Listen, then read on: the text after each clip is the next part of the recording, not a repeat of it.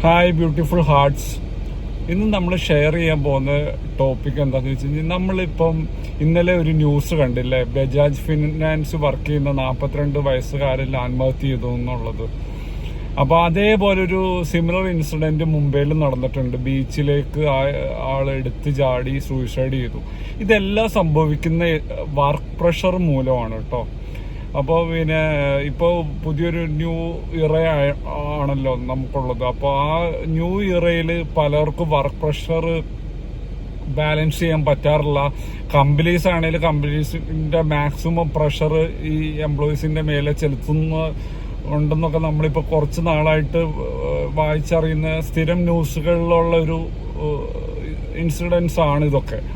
അപ്പം ഇപ്പൊ കുറച്ചു കാലത്തിന്റെ ഇടയിൽ ഇപ്പൊ കണ്ടമാനം പുതിയ കേസുകൾ റിപ്പോർട്ട് ചെയ്യുന്നുണ്ട് ഇതേപോലത്തുള്ള. അപ്പം ഇപ്പൊ ഈ ബജാജ് ഫിനാൻസിൽ 8 വർഷമായിട്ട് വർക്ക് ചെയ്തുകൊണ്ടിരുന്ന ഉത്തർപ്രദേശിൽ വർക്ക് ചെയ്തുകൊണ്ടിരുന്ന ഒരു മാനേജറാണ് സൂയിസൈഡ് ചെയ്തത്. അയാളുടെ ഈ പ്രശ്നങ്ങൾ അവര് വീട്ടിലേക്ക് എടുത്തുകൊണ്ട് പോവുകയും വീട്ടിലും ഈ ഒരു സ്ട്രഗിൾ അനുഭവിക്കുന്നുണ്ടായിരുന്നു. അപ്പം ഇയാള് മരിക്കുന്നതിന്റെ തലേദിവസം പിന്നെ ഈ അയാളുടെ ഭാര്യയും പിള്ളേരും ഒരു റൂമിലിട്ട് പോകുകയൊക്കെ ഉണ്ടായി. അപ്പം അത് അവിടെ അയാളുടെ കൂടെ വർക്ക് ചെയ്യുന്ന ഒരാള് അയാളുടെ കുടുംബക്കാരനെ അറിയിച്ചിട്ട്, അവിടെ അടുത്തുള്ളൊരു കുടുംബക്കാരനെ അറിയിക്കുകയും ഈ ഭാര്യയും മക്കളെയും അയാൾ വന്നിട്ട് ലോക്ക് തുറന്ന് അവരെ രക്ഷപ്പെടുത്തുകയും ചെയ്തു. അപ്പോൾ ഇതൊക്കെ വർക്ക് പ്രഷർ മൂലമുള്ള സിറ്റുവേഷൻസ് ആണ്.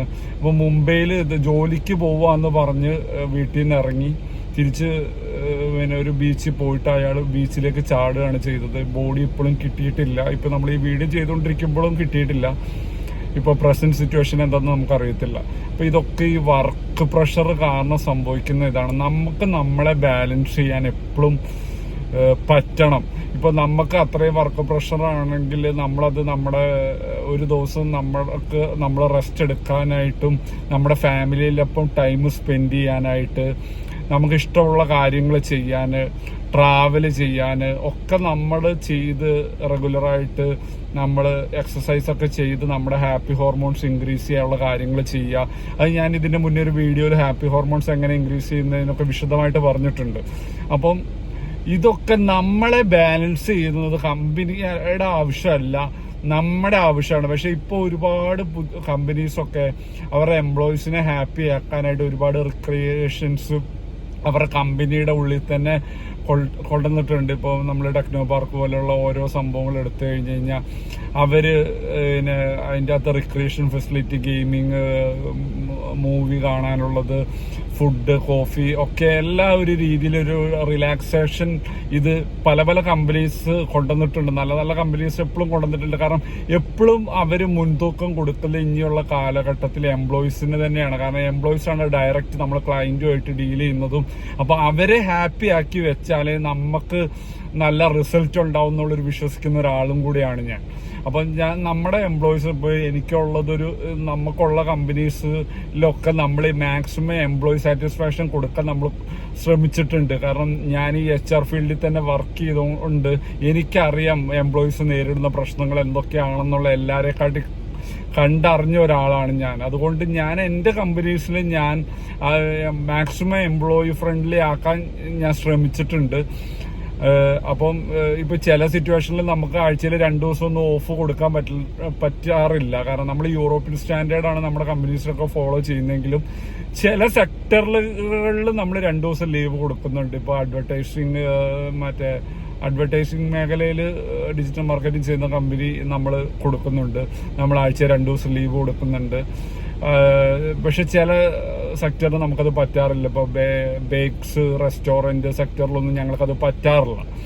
അപ്പം ഇങ്ങനെയുള്ള സിറ്റുവേഷൻസ് വരുമ്പോൾ എന്തായാലും ഞങ്ങൾ ആഴ്ചയിൽ ഒരു ദിവസമെങ്കിലും എംപ്ലോയീസിൽ മസ്റ്റായിട്ട് ലീവ് കൊടുക്കാറുണ്ട്. ഇനി അവര് വേണ്ടാന്ന് പറഞ്ഞാൽ പോലും നമ്മളത് അവരോട് പറഞ്ഞ് ലീവ് എടുപ്പിക്കാറുമുണ്ട്. പിന്നെ നമ്മൾ ഡേയും നൈറ്റ് 2 ഷിഫ്റ്റ് ആയിട്ടാണ് വർക്ക് ചെയ്യുന്നത്. അപ്പം നമ്മൾ മൺഡേ ടു ഫ്രൈഡേ ആണ് നമ്മൾ കൂടുതലും ഫോക്കസ് ചെയ്ത് പോകുന്നത്. പിന്നെ ഈ സർവീസ് സെക്ടറിൽ മാത്രമാണ് സാറ്റർഡേ സൺഡേ ഒക്കെ വർക്കിംഗ് ചെയ്യുന്നത്. അപ്പോൾ അത് വേറെ ഷിഫ്റ്റ് നമ്മൾ ഇടാറുമുണ്ട്.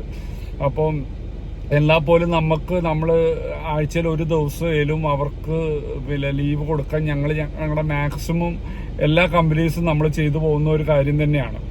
അപ്പം ഇപ്പം നമ്മളെ ബാലൻസ് ചെയ്യാൻ നമ്മൾ പഠിക്കണം. കാരണം എന്താണെന്ന് വെച്ച് കഴിഞ്ഞാൽ അവസാനം നഷ്ടം നമ്മുടെ ഫാമിലിക്കായിരിക്കും, നമ്മുടെ ഭാര്യ, കൊച്ച്, നമ്മുടെ മാതാപിതാക്കള്. ഇതൊക്കെ ഒരു നിമിഷത്തെ തോന്നലുകളിൽ സംഭവിക്കുന്നതാണ്. ആ സമയം കഴിഞ്ഞാൽ ഒരുപക്ഷെ ഇങ്ങനെ ചെയ്യാൻ പോലും നമുക്ക് തോന്നൂല. അപ്പം എല്ലാവരും ലൈഫിൽ ഇതേപോലെ ഓരോ സ്റ്റേജുകളിൽ കൂടെ ചിലപ്പോൾ കടന്നു പോകും. പല പ്രഷേഴ്സ്, വർക്ക് പ്രഷേഴ്സ്, അല്ലെങ്കിൽ ജീവിതത്തിന്റെ ഓരോ ഘട്ടത്തിൽ ഓരോ പ്രശ്നത്തിൽ കൂടെ പോകുമ്പോൾ നമുക്ക് നമ്മുടെ മൈൻഡിലേലും ചിലർക്ക് തോന്നാറുണ്ട്, അയ്യോ എങ്ങനെയും ജീവിതം ഒന്ന് അവസാനിപ്പിച്ചാൽ മതി. പക്ഷെ നമ്മൾ ചിന്തിക്കേണ്ട ഒരു കാര്യം, നമ്മളെ വിശ്വസിച്ചിരിക്കുന്ന ഒരു ഫാമിലി ഉണ്ട് നമുക്ക്. നമ്മുടെ ഭാര്യ, കൊച്ച്, അച്ഛൻ, അമ്മ ഒക്കെ ഉള്ള ഒരു കാര്യം. നമുക്കങ്ങ് മരിച്ചു പോയാൽ മതി. അവര് സ്ട്രഗിൾ ചെയ്ത് ജീവിക്കുന്നത് നമുക്ക് ആഗ്രഹം ഉണ്ടെങ്കിൽ നമുക്ക് നമ്മുടെ ജീവിതം എത്രയും പെട്ടെന്ന് അവസാനിപ്പിക്കും. പക്ഷെ ഇതൊക്കെ ഒരു നിമിഷത്തെ ഒരു തോന്നലുകളിൽ സംഭവിക്കുന്ന കേട്ടോ. നമുക്ക് ഒരാളെ കുറ്റം പറയാനൊന്നും പറ്റില്ല. കാരണം ഇന്നത്തെ കാലത്ത് ആരെയും കേൾക്കാൻ ആരും തയ്യാറല്ല.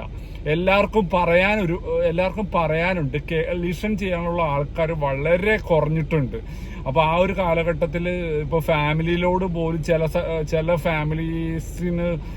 ചില ഫാമിലി മെമ്പേഴ്സിനോട് പോലും തുറന്നു പറയാൻ പറ്റാത്ത സാഹചര്യങ്ങളുള്ള ഫാമിലീസ് ഉണ്ടാകും. അതൊക്കെ ഓരോരുത്തരുടെ ഇൻഡിവിജ്വൽ ആയിട്ടുള്ള ഒരു ഇതാണ്. ചിലർക്ക് അങ്ങനെ പറ്റും, ചിലർക്ക് നല്ലൊരു സുഹൃത്തുക്കൾ ഉണ്ടാവില്ല. ചിലപ്പോൾ നല്ല സുഹൃത്തുക്കൾ എപ്പോഴും നമ്മൾ പ്രശ്നങ്ങൾ പറയുമ്പോൾ നമുക്ക് നമ്മുടെ ഒരു വേ ഓഫ് റിലാക്സേഷൻ ആണ് നമ്മൾ അവരോട് തുറന്നു പറയുകയും അവര് നമ്മളെ മെന്റലി സപ്പോർട്ട് ചെയ്യുന്നത്. ചിലപ്പോൾ ഒരു പക്ഷേ നമ്മുടെ ഫിനാൻഷ്യലി അവർ നമ്മളെ സപ്പോർട്ട് ചെയ്യുന്നതിനെക്കാട്ടിയും ഇതായിരിക്കും അവര് മെന്റലി നമ്മളെ സപ്പോർട്ട് ചെയ്യുന്ന.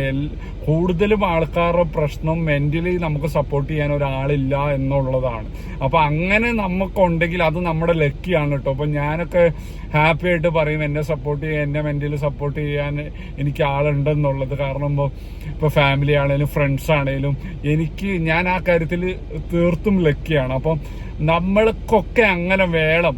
ഇപ്പൊ ഒരുപാട് ഫ്രണ്ട്സിനെ ഉണ്ടാക്കി കൂട്ടണം എന്നൊന്നും അല്ല ഞാൻ പറയുന്നത്. കുറച്ച് ഫ്രണ്ട്സ്, നമുക്ക് ട്രസ്റ്റബിൾ ആയിട്ടുള്ള വളരെ ക്ലോസ് സർക്കിള് ഫ്രണ്ട്സ്, ഫാമിലി, നമ്മളെ അറിയുന്ന ഫാമിലി മതി നമുക്ക്, അല്ലെ നമ്മളെ അറിയുന്ന ഫ്രണ്ട്സ് മതി നമുക്ക്. ഫാമിലിയിൽ ഇപ്പൊ കുറച്ച് പേര് എല്ലാവരും ഒരിക്കലും നമ്മുടെ ഒരു ക്ലോസ് ടു ഹാർട്ട് ഒന്നും ആകത്തില്ല. കാരണം എല്ലാവരും അവരവരായിട്ട് ഡിഫറെന്റ് ആയിട്ടാണ്. പിന്നെ അവർക്ക് അവരുടേതായ ഒരുപാട് സ്ട്രഗിൾസും ഉണ്ടാവും. കാരണം അപ്പൊ അവരുടെ സ്ട്രഗിള് കൂടെ പോയിക്കൊണ്ടിരിക്കുകയായിരിക്കും. അപ്പം നമുക്ക് ഒരു ഫാമിലി എടുത്തു കഴിഞ്ഞാൽ നമുക്ക് എന്തായാലും ഒരു കുറച്ച് പേരെങ്കിലും ഉണ്ടാവും നമ്മുടെ ക്ലോസ് ടു ഹാർട്ട് എന്ന് പറയുന്നത്. അപ്പൊ അവരുമായിട്ട് നമ്മൾ നല്ലൊരു ബന്ധം തുടരുക. പിന്നെ നമ്മുടെ നല്ല 2-3 സുഹൃത്തുക്കളുള്ളേ പോലും, ചെറിയ സുഹൃത്തു വലയാണെങ്കിൽ പോലും അവരെ നന്നായിട്ട് മെയിൻറ്റെയിൻ ചെയ്തു പോകുക. അവരോട് തുറന്ന് പറയുക, ഇടയ്ക്ക് അവരുമായിട്ടൊന്ന് കൂടുക, ഫുഡ് കഴിക്കുക, അതൊക്കെ ചെയ്യുന്നത് നല്ലതായിരിക്കും.